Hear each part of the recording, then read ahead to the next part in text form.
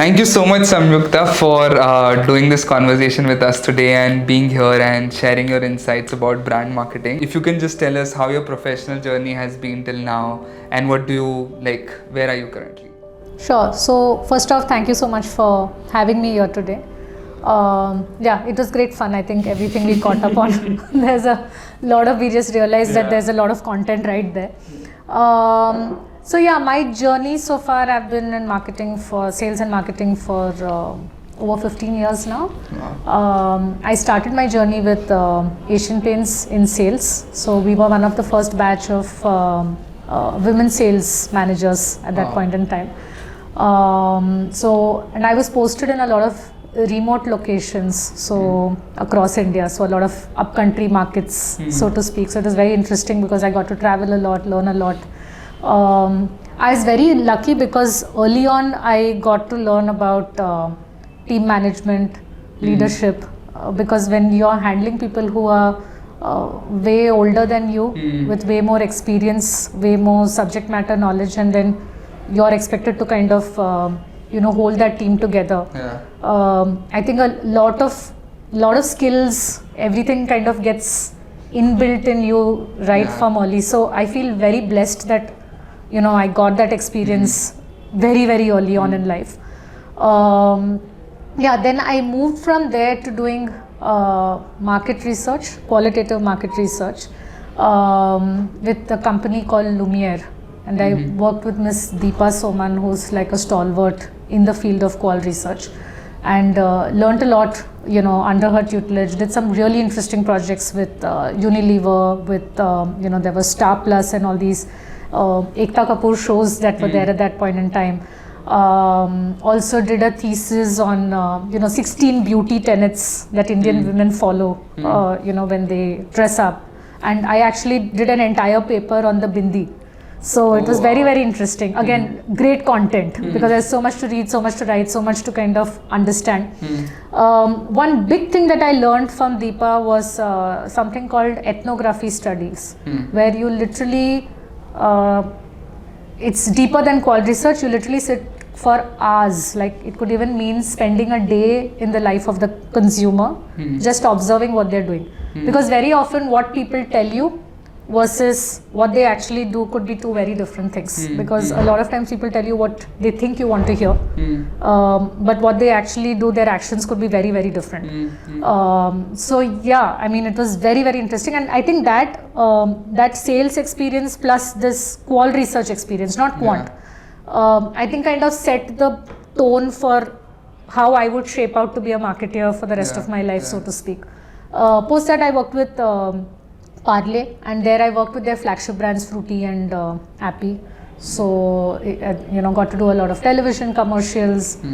Digital was just making its inroads at that point in time. So again, I was lucky because I think we are one of the few marketeers who started off our careers with BTL, ATL, and then started off our digital journeys when digital kind of started. You've seen the revolution. Yeah, completely. So this is that 90s generation that has kind of seen everything. So yeah, I mean, that time trending on Twitter was like a big thing. Putting stuff out on Facebook was a big thing, and that's literally all that we had as far as digital went.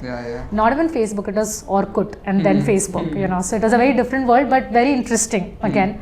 I did my first innovation when I was at Parle. I launched something called Love Lychee in the northeastern markets, which was great fun because that kind of helped me also understand the process of insight to communication. How does it kind of pan out? Post that I joined Unilever. I worked in the global Vaseline team. So again, working with multi countries, and then kind of understanding that one universal human insight that can kind of connect and really bring the entire brand together. I think that was the most fantastic learning that any marketer could wish for. We did a lot of award-winning work. I won my, I went to Cannes like 3 years in a row at that point in time. I won India her very first medal at Young Can Lion, the 30 under 30. So it was very, a lot of fun, lot of learning, lot of growth. So yeah, that was an excellent experience in terms of the brand grew 3x. Like, so it was extremely enriching even as a marketer to be part of that journey. Post that, I joined the Lakme team. Lakme was again interesting because we were marrying skin, makeup, fashion, salon. There were like so many businesses kind of coming together, and how do you then sound as one entity and one voice. Again, great learning, you know, and in both my Unilever experiences, Unilever, you basically work on something called the brand key. And that is literally given to every marketer as a Bible saying, this is your brand key, you go by these tenets. You know, this is what your brand stands for, this is how your brand behaves, this is your brand's voice. I was very lucky because in both my stints, after Vaseline, after 150 years, Lakme after 30 years was actually redefining its brand key. So in both my stints, I was very, very lucky that I was part of the team that actually rewrote history, so to speak, for both the brands. So that was my stint there. Post that, I had a very, very different, very enriching stint at Abbott. Abbott, it was a horizontal role. So all my life till that point in time, I had done vertical, pure play marketing roles. Abbott was marketing and creative excellence. The JD didn't really have anything. It was almost like, you know, you guys join the system, and our boss was like really cool because he was like, join the system, figure out what are the, you know, white spaces and opportunities, and then you define what you think you need to do. You know, and so I took up research because that's always been a pet subject of mine, and qual specifically, not so much quant. Huge believer in, you know, what people have to say, not so much about ticking boxes. 2 is I picked up the entire brand planning process because at the end of the day, the brand has to translate into business. 3 is I picked up this entire space of agency management because I think very, very critical that clients understand the agencies and it's not like, you know, mera kaam kara do, ye creative mein maza nahi aa raha hai. You know, how do you kind of give constructive feedback? And a lot of it, I truly believe, is your input is what determines the output from the agency's end. Definitely. So, you know, the entire process. So, I got to do a lot of training with industry leaders where every month I would conduct a workshop where we would co-create content together and then call the entire marketing team of the organization and have like certified courses. So, we had like a lot of fun content, right from how do you write a brief to how do you do qual research to how do you actually, we met a psychologist who came and spoke about, you know, mind and your mental health makeup and how does that affect all of your physical issues, to then translating into how do you then put all of this together from a business perspective. So Abbott was extremely interesting because I actually got to, there's a lot of freedom of thinking, freedom of thought, freedom of kind of cascading a lot of your own thoughts and kind of bringing it all together. I even did brand purpose there, you know, based on Simon Sinek's model of what, what, how, and why. And we did it for the entire gastro segment of 9 brands. So it was very interesting. The entire stint was very, very interesting. After that, I came back to FMCG. I joined Baskin-Robbins as the marketing head.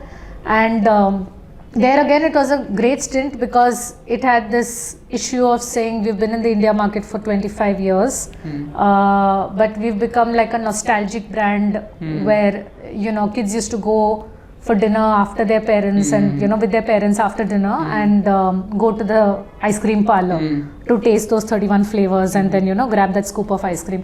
So how do you make yourself relevant to today's generation where it's not like, you know, my childhood brand kind of a space. So then kind of digitizing that brand, getting it onto Swiggy and Zomato. You know, we actually did interesting campaigns with Swiggy for the first time. We drove a collab. So we created content with them. So which went live on IPL, on television, on Hotstar and kind of did like a 360 campaign, and that was the first time ever 2 brands had collaborated at that scale to kind of co-create content with, and we were exclusive on their platform. So it was a fantastic deal on both ends. So for Swiggy also it kind of became like a benchmark in terms of how to kind of take this forward. And for us also it was great because the brand kind of, I mean, that's all it took. You know, one small, sometimes it's a very simple, small insight that kind of puts you on the roadmap. And that actually helped, you know, stood us in very good stead during the lockdown when the brand could be available digitally, and there's a lot of good work that we could do because of that entire goodness of digital, so to speak.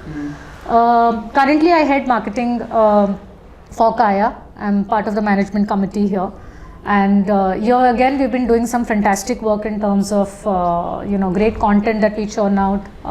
2 years ago we did this complete rebrand that was based on ensuring that we don't let go the legacy of the brand, because the brand comes with very strong legacy, very strong brand love, so how do you then reposition your brand without letting go and without losing everything that it has built? That itself was a challenge for us, but I think to give us some credit, we've managed to do it well. And all of our numbers are testimony to the fact that somewhere we've gotten that entire piece right, because we did it with purpose. We based it on tenets that the brand already stands for. It's just that sometimes those narratives have to be told. A lot of times it's there inbuilt, it's been built even in every single clinic across India, but it's important that those stories get told, and I think that's the power of storytelling and content. So yeah, that's currently where I am.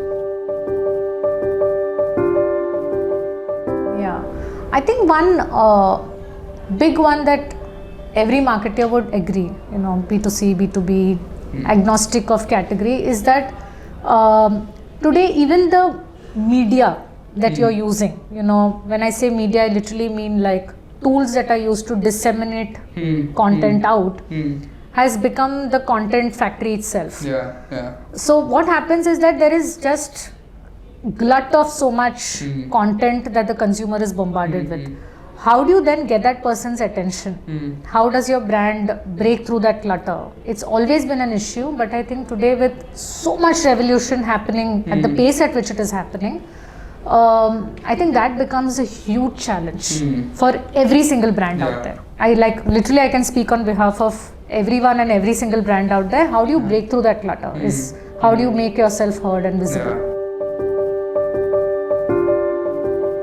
I think it's $1 million question, literally speaking. ROI, keeping ROI aside. See, I think it's very simple, because I believe in the power of simplicity. Brand building and performance marketing go hand in hand. So your brand is not salient. Your brand has no love. Okay, I don't like your brand. Okay, no matter what discount I offer, no matter what clickbait I offer, no matter what promises I make to you, you're not going to click on my creative, no matter what. Because intrinsically, human behavior does not change. Human behavior is driven by perception. I need to like you for me to take any action, then you give me incentives, you give me a sweetener, etc. Aapka ROI aa jayega. Okay, that's point one. Point two, even if you put this through any kind of, machine learning, and we've actually tested this, we actually took 4-year data, put it through machine learning to see how does it behave. And we've actually observed that in markets, okay, and I can't tell you which brand we did this for, but in markets where the brand love is higher, your performance ads automatically perform better. I mean, it's correlated, and this is logic and data telling you this. This is not a marketer's intuition or gut telling you this. This is literal data telling you that the minute your brand is salient, performance works. The minute your brand is not salient, performance does not work. Okay, and this is clearly evident. You can literally test it in geos where your brand is loved or brand is known, because first step obviously is awareness in the IDA model. You will see a direct correlation.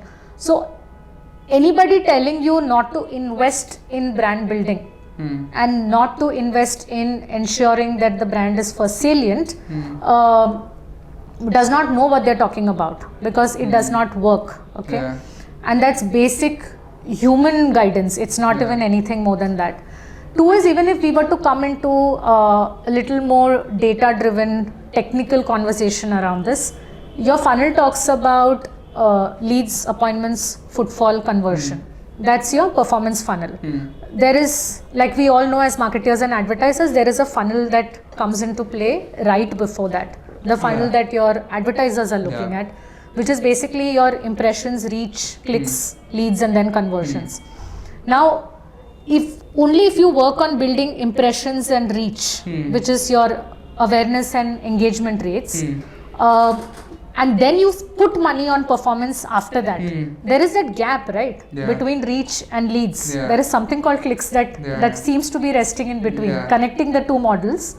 It's not going to work. Yeah. So your organization can put its money here, but if it has not invested in the top of funnel, you know, tofu के भी ऊपर वाले funnel में Yeah. आपने पैसे नहीं डाले, Yeah. it's not going to work. Yeah.